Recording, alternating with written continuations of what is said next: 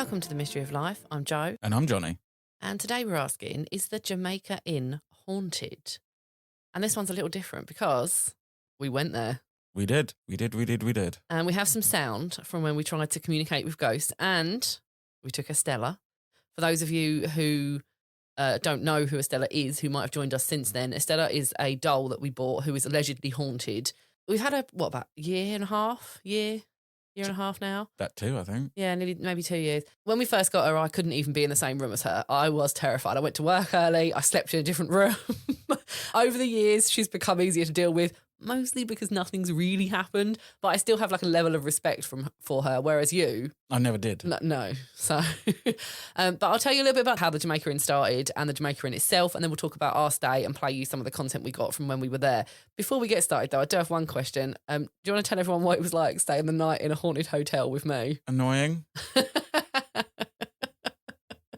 Yeah, I think that sums it up. Just every note, every noise, everything was a ghost. Well, yeah, it's haunted. I don't know how much you want me to reveal about our stay at the Jamaica Inn. No. Let's do a bit of history and then we'll talk about our stay. So it is a lovely hotel and restaurant now, and there's a smuggling museum, and it's really nice. There's no getting away from it. It's lovely. It is. You really have to want to go there, though. Yeah, there's nothing nearby. It's not like you stumble across it. Like, you have to know it's there to want to go there. But it was. Yeah. I didn't seem to stop anybody. It was busy as when we were there. Yeah, it really was. It's on like an A road, so you just open the doors and hear road, but there's nothing around. It's like you can see the Bodmin Moor, which was very cool. We looked out for the beast. No signs. No. We went on the way back from somewhere, but yeah, like to go by itself, you'd have to be going for ghosts, surely, because there's literally, and the food actually was really nice. Yeah, apart from all the ghosts, which obviously earned it a lot of money, like the food and drink was lovely, and it was a really nice little public house. The only thing that would have made it better is if I wasn't like scared most of the time, like constantly on the lookout for ghosts. Yeah, I wasn't, and it was pretty dope. You can do guided ghost hunt tours there, but we didn't. I do think that if we are to investigate ghosts, this was more of like a trial run to see if I could actually handle it. And I doubt I'll ever do a guided one that I had to pay for, because I do feel like if you're paying 50 quid for an experience, they kind of have to give me a fucking ghost. And if there's not one, they'll make one. There's going to be a high chance of a guy in a cupboard with chains. Like, it's going to high chance of fakery. And I'm not saying that everywhere where you pay for a ghost hunt is faked, but I'm saying... They have a vested interest in making it an experience, because otherwise you paid 50 quid to walk around a room. Yeah, because frankly, I mean, on this particular night, we could have done one and it was about 55, 60 quid, which for the pair of us then, 120 quid. And I would have just been like, where's my fucking ghost at the end of it if there wasn't one? Okay, so smuggling. The original inn, and I say original, it is the same inn, but it's had some like upgrades and an extension now. But the original rooms remain, and you can stay in them. And it looks very old, doesn't it? It's not. Once you're inside, it's obviously like been done up and stuff, but it's got all like your cobbles and your... Yeah, there's obviously a original building, and then the extension they've tried to keep in the style. But yeah, you can tell the original building. Yeah, I mean, I'm quite complex because I like the look of spooky places, but I don't want to be in them. But it's like absolutely the kind of place I would want to stay. It was built in 1750 and it's on the turnpike, or was on the turnpike, between Launceston and Bodmin. It is still in the same place, but obviously now there's just a big A road rather than your horses crossing. And it was described at the time as somewhere where people might cross the Bodmin Moor, which was treacherous, and stop there for weary travellers. Yeah, I mean, frankly, it looks pretty treacherous now to looking out to those moors, doesn't it? The moors are deadly. We were like, had a car and like, a cup of tea like in hand. Like the idea of walking over there just was too much. No, if you get caught out on those moors, it's dangerous still. On their website, they actually call it the equivalent of what a service station is today. Yeah, that makes sense. That. Like, it's just, that's what an inn used to be. It used to be this all-encompassing thing. Yeah. Now, in the 18th century, we were smuggling a fair bit of stuff that now we can just pop to the shop for. Tea and brandy being the biggest ones at the time. Well, yeah, but we could get those legitimately as well. We were smuggling them because it was way cheaper. I was going to say, this did lead me down a rabbit hole about tea, alcohol smuggling and the Boston Tea Party, which I'm not going to talk about here, but I did get properly into this for a while. So I was like, why are we smuggling tea? Tea was highly taxed. It's the price. Yeah. They were really highly taxed because, governments will always be governments. And interestingly, one little fact I had, did you know that the American Antiquarian Society holds a vial of actual tea-infused water from the Boston Tea Party? People also often thought, and still do, I did, to be honest, that the fact that it's called the Jamaica Inn was linked to rum and the smuggling of rum. This is not so. It is because landowners, the Trelawney family, who had owned the land it was built on, served as governors of Jamaica.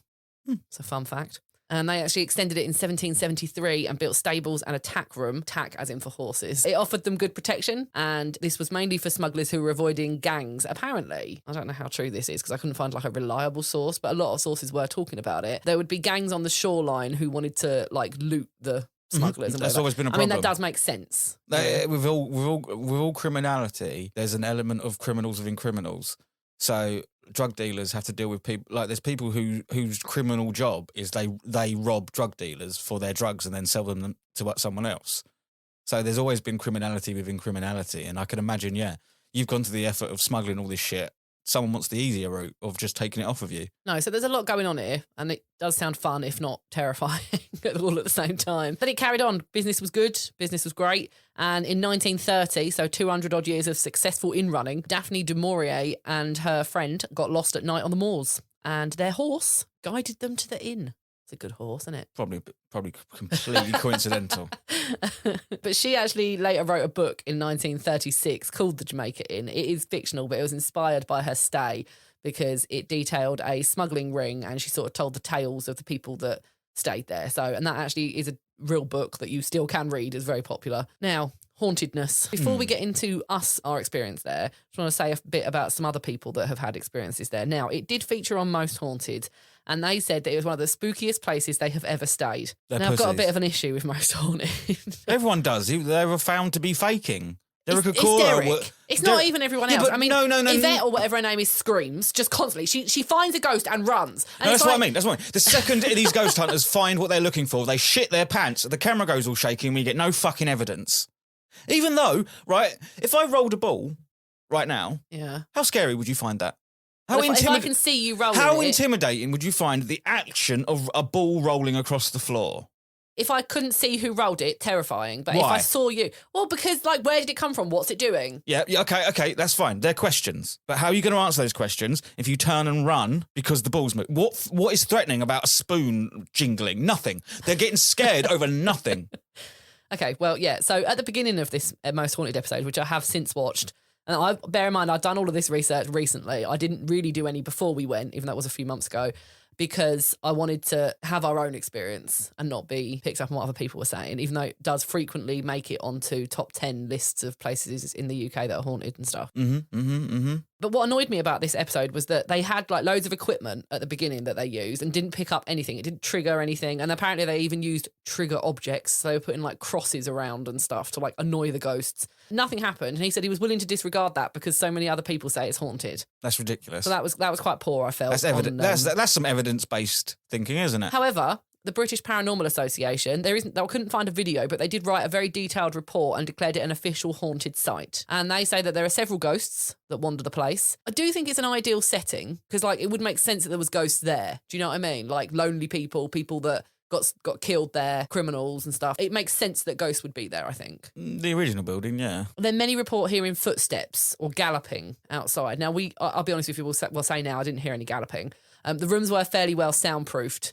I thought it is quite a loud hotel on the whole, isn't it? And there's a fast road nearby, so you'd have to open a window or exterior door to hear horses outside, I think. I think the disappointing thing for me was how modern the hotel bit was. The inside of the room. But you're in this old school pub with low ceilings, and then you go through a door and suddenly you're in a travel lodge. Bit we got, it lost all spooky feeling the second that the generic pattern carpet was trod upon, I was like, this isn't scary at all. I mean, the floors were still quite creaky. I think we still had that going on. Oh, compared to the original building with the pub in and everything, that you go to the hotel and it is a complete change, and all of a sudden you're back in the modern world. Yeah, I also do think they do a really good job of soundproofing though, because it is a loud hotel. Oh, definitely. 100%. But you go in your room and you don't hear anything. So no, and our room was lovely. I'm not dissing it, but it did detract from the hauntiness, I think. Well, one well-reported ghost is that of an old wayfarer who was drinking at the bar. No one knew his name. He was drinking one night, and when someone beckoned him to come outside, he went. And the next morning, they found his body. It would make sense, I guess, that he would haunt the place where he died, but we didn't see him. Well, apparently, he will sit on the front wall often and doesn't respond to anyone or anything and eventually dissolves into nothingness. Ooh, terrifying. Now, there are a few incidents that I want to discuss. The first is official footage from the hotel itself, and it is the bar phone incident. There is a video of this, which I'll link to you on the blog this week to watch. Okay, so there's a waitress in the kitchen, like at the back of the bar area, and she's washing up, and no one is near this phone. It's a cordless phone, like a landline phone, and it literally flies off its holder. And it does. It does. There's no one around. And this is like the pub CCTV. What were your thoughts on that one? Again, we have to go back to it's a pub that's reputation is that it's haunted, so there's always the chance that they want this footage and they've produced this footage themselves. Well, I'm not even sure they need to, because this was only a few years ago and they're very, very popular and constantly booked. So I don't know that they necessarily need to... No, but but if you were running a business, you'd want to keep it alive, wouldn't you? You don't wait till the business is failing to put more into it. I do see that. So also, it to me looks like it falls off. No, it does look like it. Plus, why things don't just suddenly fall? We don't have the footage beforehand to know whether someone had recently put it there. And it could have been teetering on the edge, like with loads of energy and potential, waiting to fall, and then in a rickety old pub, something like causes a vibration and it falls. And the holder falls, and then the phone flips out of the holder as it falls and makes it look more dramatic. And you have to admit, if I explain it like that, that's exactly what happens. When you say it like that, it sounds straightforward. But when you watch it... No, yeah, I know. But look, that's what I'm saying. We don't have the bit before. We don't know what happened to that phone beforehand. If no one's touched that phone for a year and it's been sat there... Well, it wasn't untouched, going to have been a year, was it? No, exactly. But or any period of time. But we don't know. They don't say. We can't know. If she just finished a phone call, put it down, and it's like teetering, and she goes off to chop something, we've only got, a minute of footage? Yeah. We don't know what happened before. So to me, it just looks like if you put something on the edge of something to a certain point, it's right on the edge of falling, but not. All it takes is very little input, and it's got all this energy waiting to go out in the form of kinetic energy, but it's in potential. If I had watched this video before we went, I might not have went. I would have suggested they put their phone in a more stable place. Well, the next video was it happened a couple of months ago, so after we had stayed there. And again, I'll put a link to this video on the blog, and it was from the CCTV footage from the bar itself. And there are two men involved, and they are like a bit sort of creeped out by it as well. And they're sitting at the bar. We were in that bar. We sat, I don't think at this exact table, but we were like nearby. And one of them puts a drink down, and then the other puts a drink down. And the first one just flies off the table. How fast does it fly off the table? Pretty fucking fast. And you can tell that no one's touching it or anything. The only thing that I questioned was if the table was wet. Was the whole pint moving sideways straight, or did it did it topple in any way? No, it didn't topple. I'd bet Donald's Donuts what's happened there is that's a recently cleaned table. I'm sure anyone that's been in a pub before has had this happen to them. You put a pint down on a recently clean wet surface and the glass has got condensation. You put it down, it just starts moving by itself. Because the grip coefficient is so low. They say the table wasn't wet. And they're not the hotel. They're patrons. How often do they go to this pub? Well, I don't know. I was just wondering whether, they're the kind of people that a landlord could say, I need to make up a story. Now, again, you're asking me to trust footage also, from the source. What footage will you trust? Because are we really going to get to the point, like, even if, let's say me and you find footage a ghost. I take. Yeah, but then there's going to be people like you that don't believe our footage. Good. How is that good, though? Because that means there's sensible people out there that are questioning.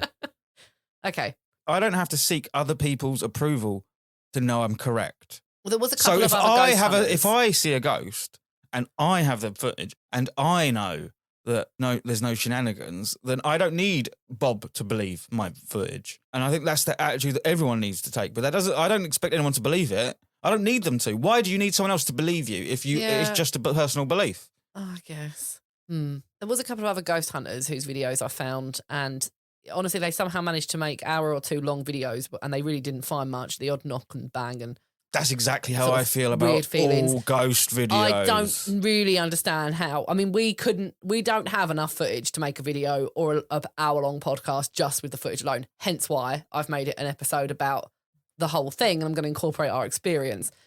So it was like, oh God, you're really sort of grasping for this. But it was easy to see how like feelings mattered, because I do think where it's so remote and spooky, honestly, if it had been like a nice summer's day, I might not have been as scared. No, all these things are perfectly natural things. It's all part of our nature, and making assumptions based on predetermined ideas keeps us alive. Well, rooms 4 and 5 are said to be the most haunted, and honestly, we didn't stay in those. I'm not sure if I possibly could have, but they were right by us, and I do truly believe in ghosts, but I also don't think that walls can stop them. So if there's a ghost in room 5, why couldn't it reach room 6? Also, I remember why we weren't in those rooms. We weren't in those rooms because they had a paid ghost hunt that night as well, and you had to let them in.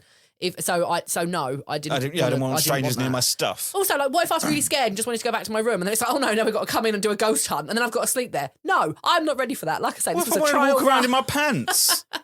I've paid for a room, like a trial run. Do you get money off when they do that? No, so fuck them.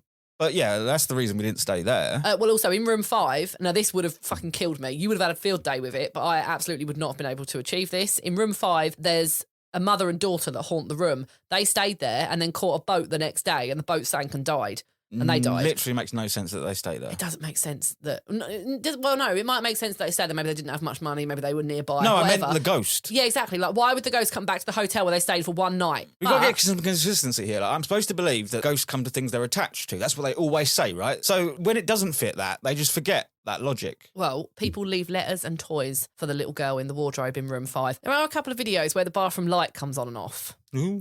Now, I made you sleep with the bathroom light on. And now I'm wondering, I'm wondering if it went on or off, because like we've both got up to go to the toilet.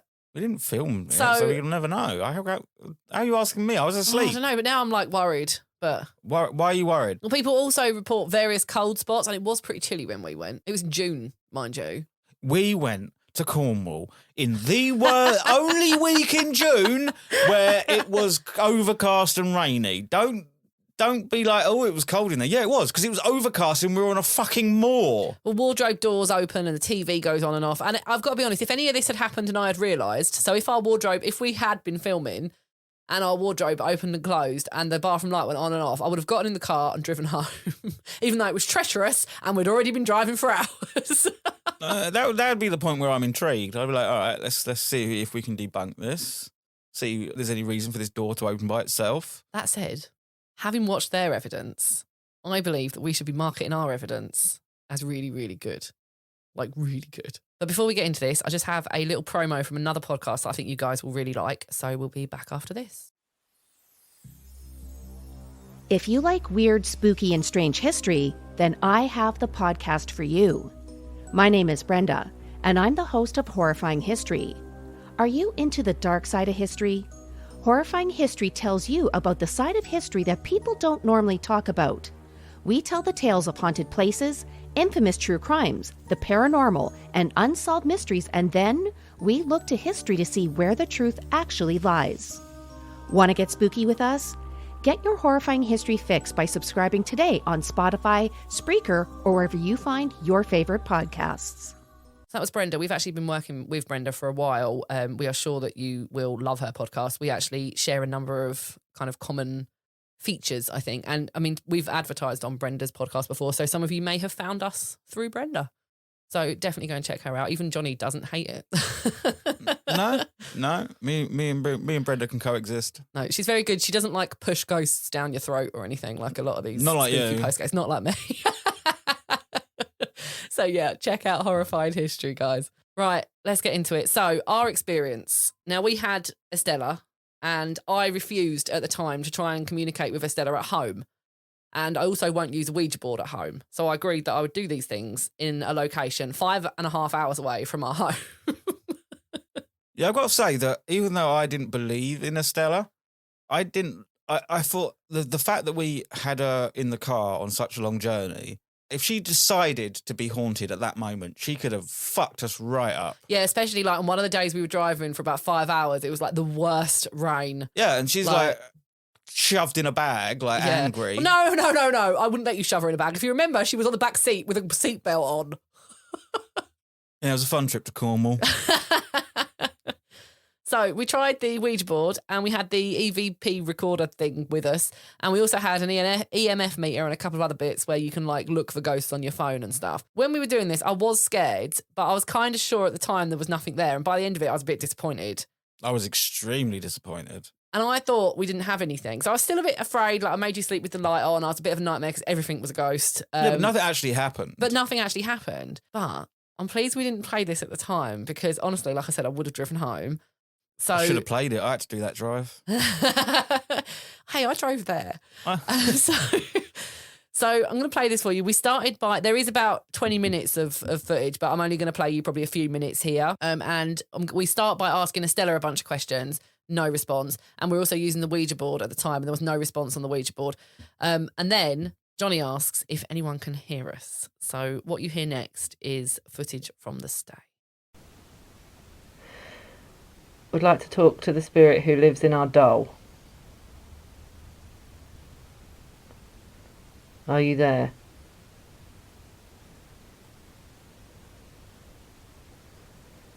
I'm terrified.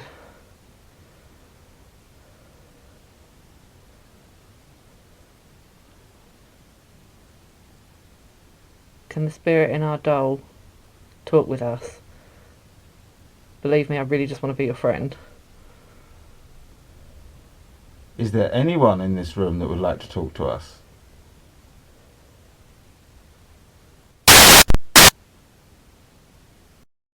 Right, you're back on the podcast. Tell me that is not someone that wants to talk to us.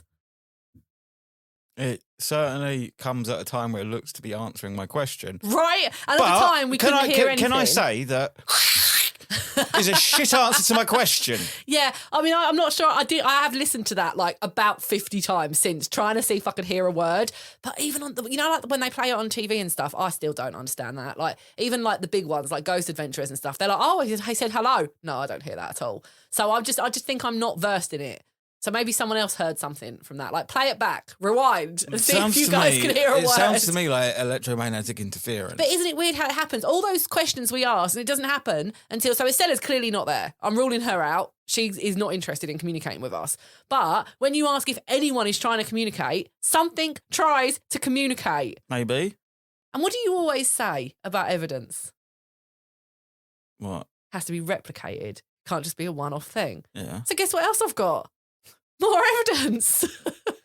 I'm going to play you just a little bit more. Anyone at all?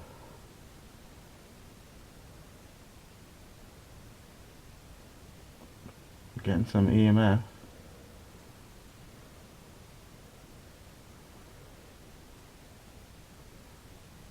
Is there a spirit in the room with us? I do feel like it wants to move, but I feel like that might just be us, where we're a bit like... Well, I'm as light as I can be. Yeah, I know. Is there anyone that wants to communicate with us?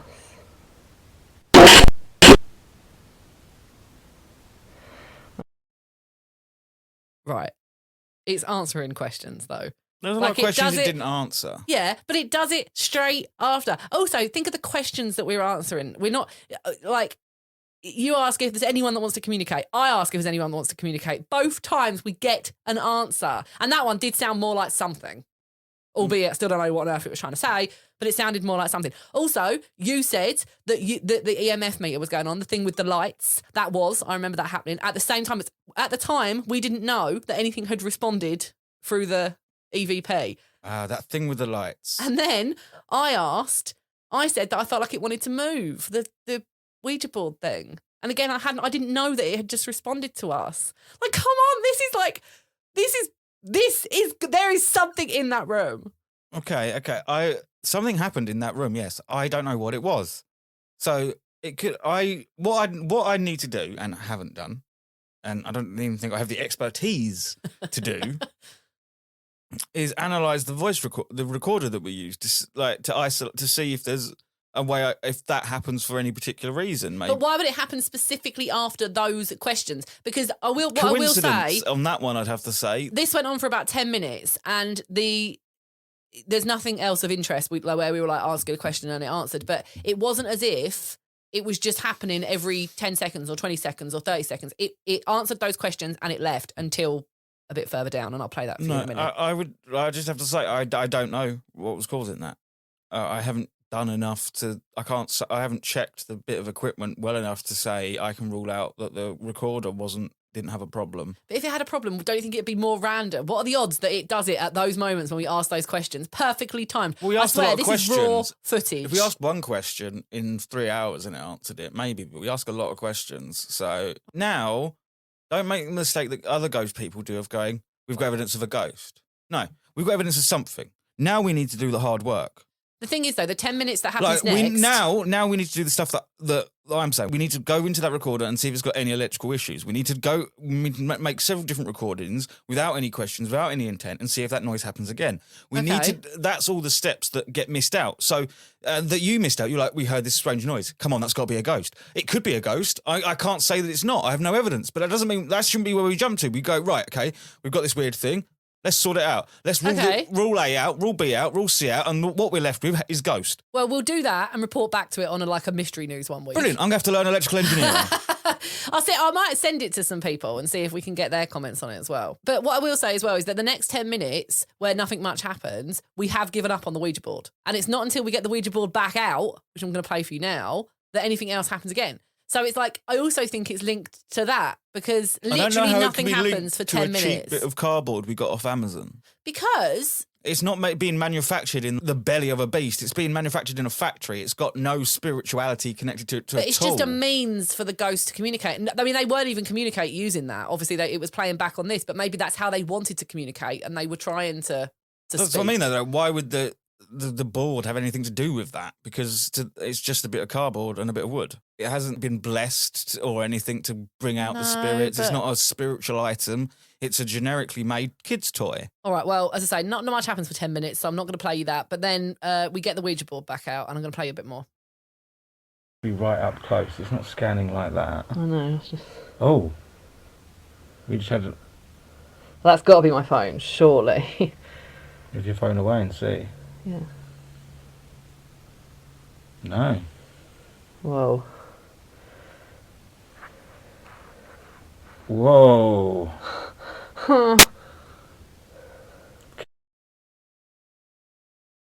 Hey, can you do that again?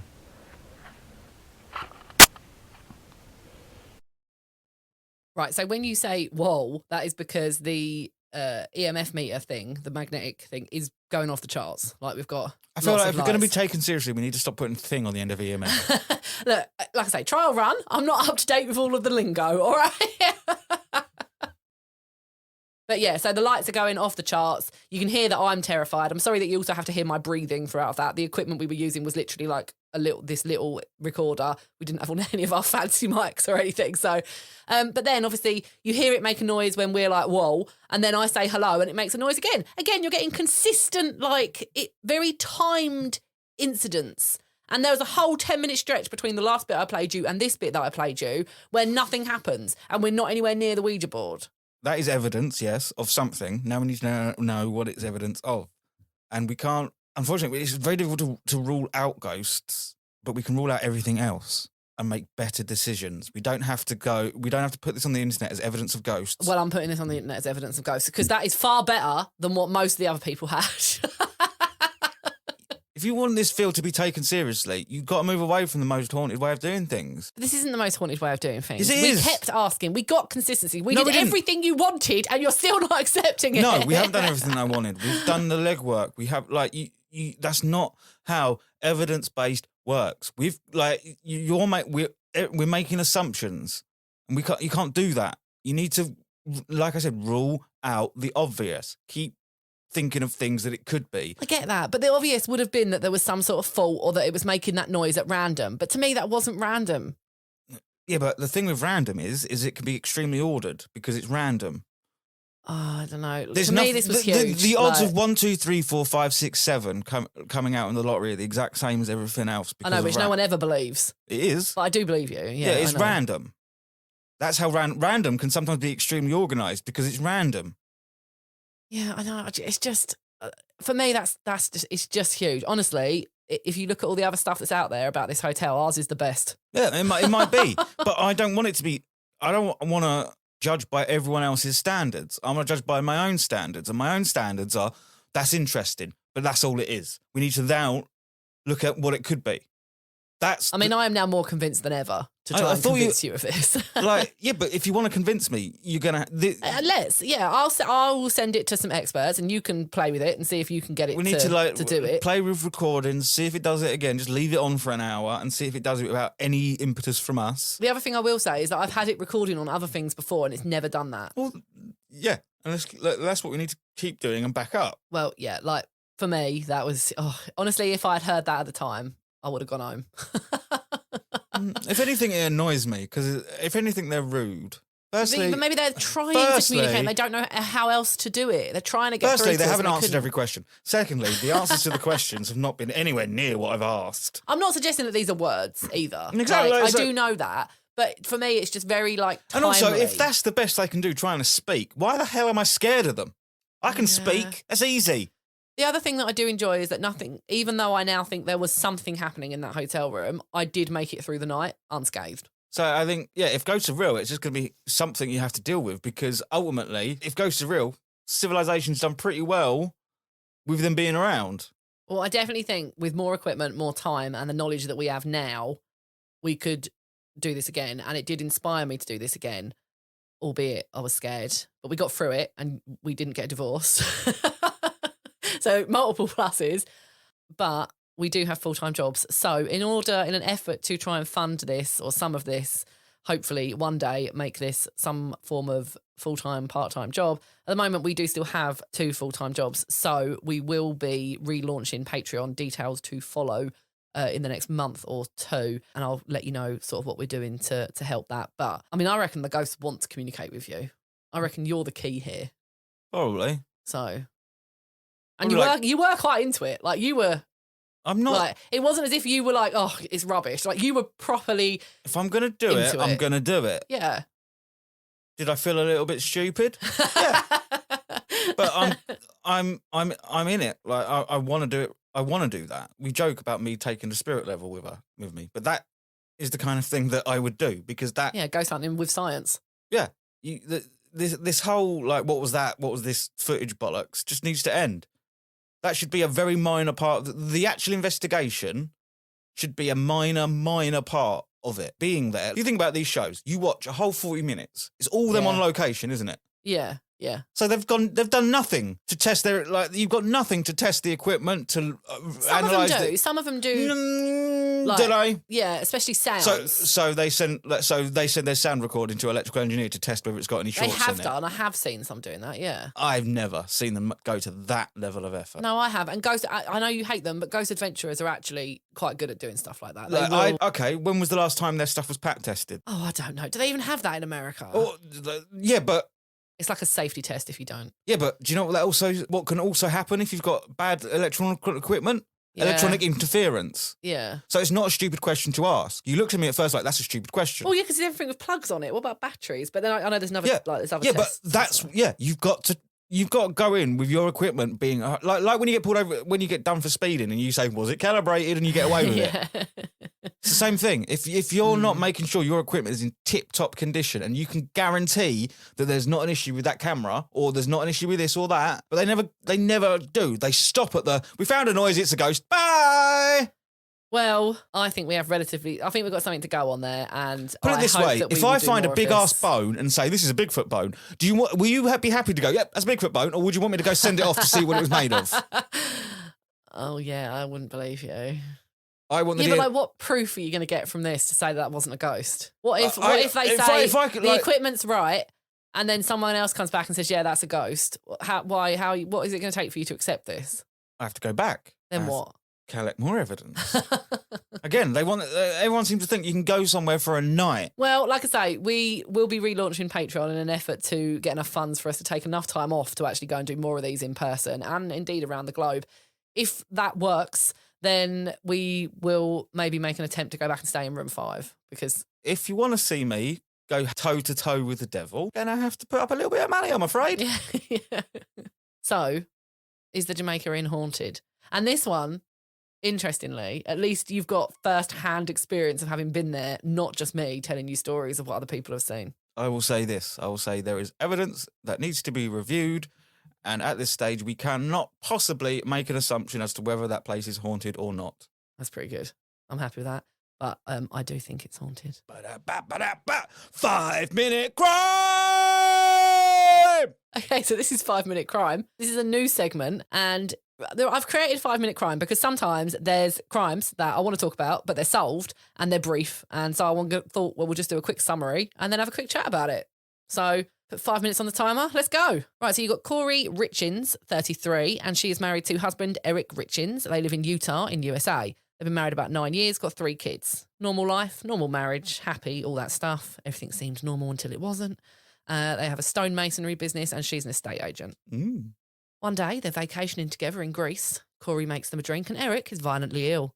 He tells his sister he thinks Corey is trying to kill him. Now, I have to say, I'm going to break the script here and say, point for discussion. He stayed with her. If you thought that your wife was trying to kill you, wouldn't you leave? Yeah. Yeah, agreed. But he does change his power of attorney to his sister instead of his wife. And they're like going about their daily business. Do they have and kids? Life. Yeah. Okay, I can kind of So see. I can see why he wants to maybe try and make it And work. also, you don't want to like jump to you may feel like it, but that doesn't mean you have any evidence that she's going to. Well, in February 2022, he passes out at the dinner table, supposedly an allergic reaction. But this is at the point where he told people, his sisters, that he was sure his wife was trying to kill him. So this is now 2 attempts if he's right. Mm. So, maybe just don't take any drinks. Maybe just go and get a blood test. Then his wife changed the beneficiary on his life insurance policy to herself, whereas before it had been a friend and business partner. How did she illegally do that? Well, I don't know. I mean, first of all, do they not have data protection in America or something? Because you hear this a lot. People can just ring up and get a life policy on you.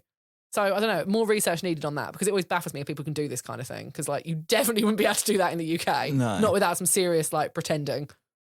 Anyway, the life insurance people do actually alert the husband that this has been done, and so he switches it back immediately. And on March 3rd, at 3 a.m., Corey calls 911 and asks them to attend as her husband is cold to the touch. And he dies. Oh, bitch did that. I mean, you would think, wouldn't you? His family are beneficiaries of the will, so Corey finds this out and then sues them for what she thinks is rightfully hers. Maybe if she's innocent, I agree with her on that. Because if you've been married for someone for 10 years and you've got kids, yeah, you probably do deserve a bit of the business and some money to actually live on. But if you've tried to kill him and then succeeded, probably not. Maybe sit down.